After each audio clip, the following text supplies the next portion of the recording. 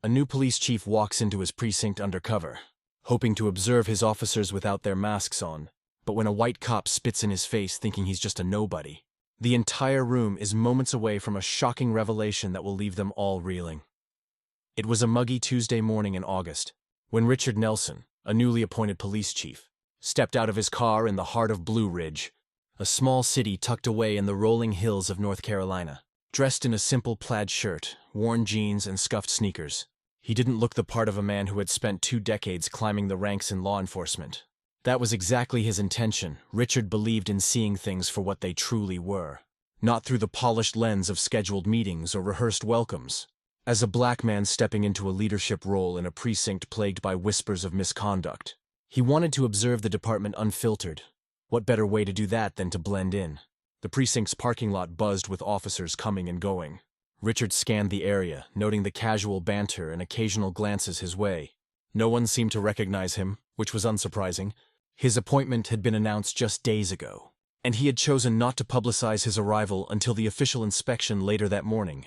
He adjusted the brim of his baseball cap and took a deep breath. The weight of his mission to root out the toxicity festering within the department pressed heavy on his shoulders. He was no stranger to resistance, but he knew this job would test him in ways he hadn't yet imagined. As he approached the building, the faint sound of laughter carried through the air. Richard stepped through the precinct's side entrance, unnoticed among the hum of casual chatter and ringing phones. The tiled floors glistened under harsh fluorescent lights, and the smell of stale coffee hung in the air. He walked slowly, observing the dynamics around him. Groups of officers huddled near desks, some swapping stories, others reviewing paperwork. No one paid him much attention until he paused near the break room. "Hey you!" a sharp voice cut through the noise. Richard turned to see a white officer striding toward him, a smug grin plastered on his face. His badge read Officer Daniels behind him. A few others leaned against the wall. Watching with interest, Richard opened his mouth to speak, but Daniels didn't give him the chance. "Lost, are we?" "This isn't a shelter," the officer said, his tone dripping with condescension. "You need to take that mess somewhere else." Richard froze, the words landing like a punch.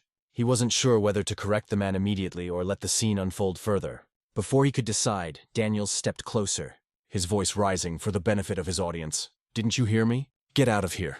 We don't need people like you hanging around." Laughter erupted from the onlookers, and Richard clenched his jaw. His heart pounding, he tried to speak, but Daniels leaned in, his face inches away.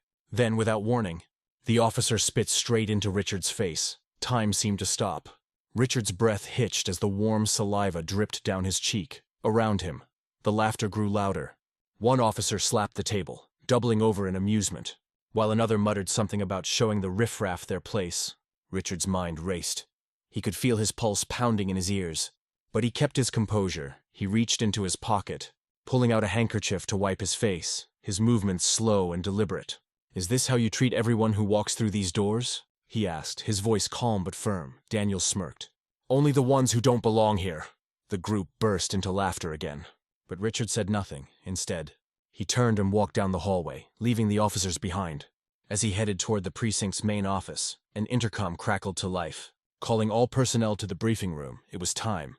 The briefing room was abuzz with chatter as officers filed in, some carrying coffee mugs, others laughing over inside jokes. Richard entered through a side door, now holding a folder that bore the precinct's official seal. He stood just out of view, watching the room fill with familiar faces, some still chuckling from the earlier incident. At the front of the room, Captain Harris, a stout man with a graying mustache, called for order. "All right, settle down, everyone. We've got an important introduction today." The officers quieted, their curiosity piqued. Daniels leaned against the wall, his arms crossed, a smug expression still plastered on his face.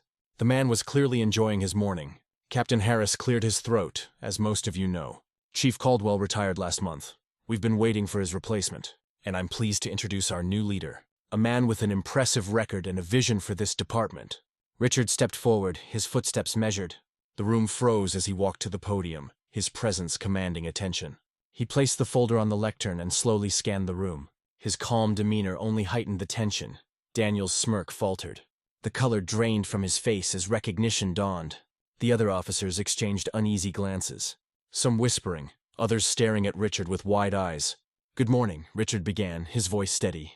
"My name is Richard Nelson. As of today, I'm your new chief of police." The silence was deafening. Daniel's face turned a deep shade of red. His bravado evaporating, Richard's gaze landed on him, holding for a moment longer than necessary before sweeping across the rest of the room.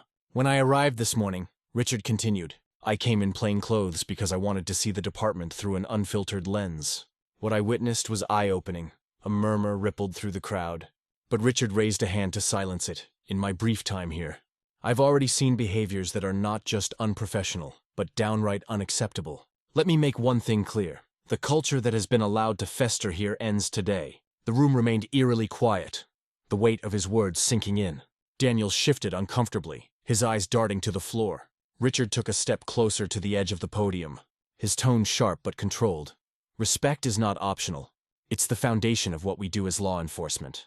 Without it, we fail not just each other, but the community we serve. He let the silence hang for a moment, watching the officers squirm under his gaze. This morning, some of you laughed at what you thought was just another powerless man being put in his place. But let me remind you, everyone who walks through those doors deserves respect, whether they're wearing a badge or not. His words cut through the room like a blade. No one dared to move. Richard let the silence linger, his gaze unwavering. The tension in the room was palpable, each officer acutely aware of the weight of his words.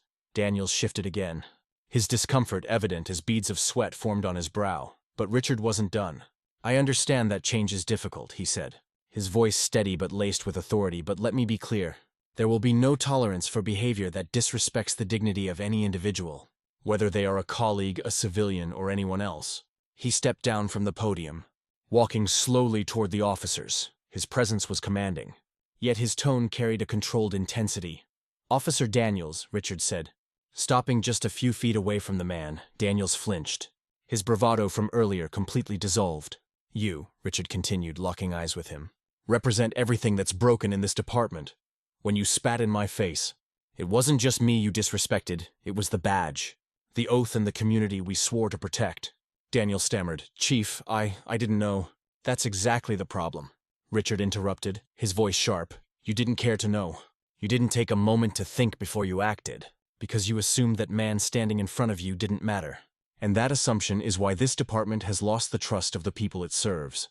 The room remained silent, every officer frozen in place. Richard turned his attention to the rest of the group. What I witnessed wasn't just one man's mistake. It was a culture where bullying and prejudice are not only tolerated but celebrated. And that stops now. He stepped back toward the podium, his voice rising slightly. I've spent my career fighting for justice, not just in the streets, but within the walls of departments like this one. Change isn't easy, and it won't happen overnight. But I promise you this, as long as I'm chief, this precinct will operate with integrity, respect, and accountability. Richard paused, letting his words sink in. Then, with a slight nod toward Captain Harris, he concluded, effective immediately. Officer Daniels is suspended pending an internal investigation. And for those of you who think this is just a slap on the wrist, think again. This is the first of many changes. Gasps rippled through the room. Daniel's face turned crimson, his jaw tightening as he avoided the stares of his peers. Richard, unfazed, stood tall. This isn't about punishment, he said firmly. It's about setting a standard. If you're not willing to rise to it, this isn't the place for you. He glanced around the room one last time, his eyes locking with each officer's.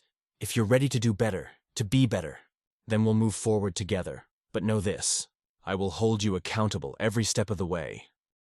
The meeting ended with a heavy silence, officers shuffling out of the room without their usual chatter.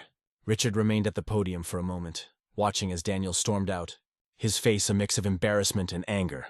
The other officers avoided eye contact, their expressions ranging from guilt to quiet contemplation. Back in his office, Richard sat down at his desk, exhaling deeply. He knew this was just the beginning.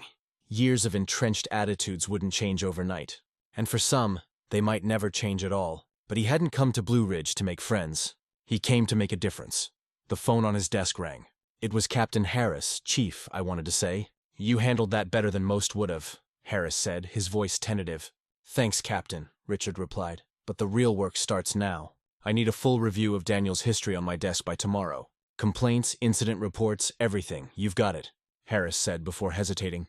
And Chief, I think you shook a few of them today, in a good way. Richard hung up, allowing himself a brief moment of satisfaction before diving into the mountain of paperwork in front of him. Over the next few weeks, the precinct was a different place. Officers who once laughed at Daniel's antics now avoided him altogether, whispers of his suspension spreading through the department. Richard made it a point to walk the halls regularly, greeting everyone he passed, his presence a constant reminder of his leadership. Some officers took the change to heart. Officer Reyes, a younger recruit, approached Richard one day, admitting that she'd been complicit in the toxic culture out of fear of retaliation. "I want to do better, Chief," she said earnestly. "That's all I ask," Richard replied, his voice kind but firm. "It starts with you." But not everyone was willing to change. Daniels filed an appeal against his suspension. Claiming unfair treatment, Richard held his ground, standing firm in his belief that accountability wasn't optional. The department's review uncovered a string of previous complaints against Daniels, ranging from excessive force to inappropriate comments. His appeal was denied, and Richard made it clear that the days of brushing misconduct under the rug were over. Despite the progress, Richard knew the road ahead would be long. Conversations about implicit bias and community relations were met with mixed reactions, but he remained undeterred. Each small victory, a recruit speaking up, an officer rethinking their approach, was a step towards something greater. One morning, Richard attended a community event, where he met a young boy who shyly approached him. "Are you really the chief?" the boy asked, his eyes wide with wonder. "I am," Richard said with a smile. "My dad says the police don't care about us," the boy said, his voice barely above a whisper. Richard crouched down to meet his gaze. "I can't change the past, but I promise we're working to do better," he said gently. "And if you ever need help, you come find me, okay?" The boy nodded, a small smile breaking across his face. It was moments like this that reminded Richard why he had taken the job in the first place. By the end of his first year, the precinct was far from perfect, but it was undeniably different. Officers who couldn't adapt were gone, replaced by recruits who shared Richard's vision for a fair and respectful department. The community, once skeptical, began to see signs of change, a renewed effort to build trust and bridge divides. Richard stood in the precinct's main hallway one evening, watching as officers filed out after their shifts. The laughter and camaraderie felt different now, not at someone's expense, but genuine and inclusive. He knew there would always be challenges ahead, but for the first time he felt hopeful. Change was never easy, but it was worth every fight.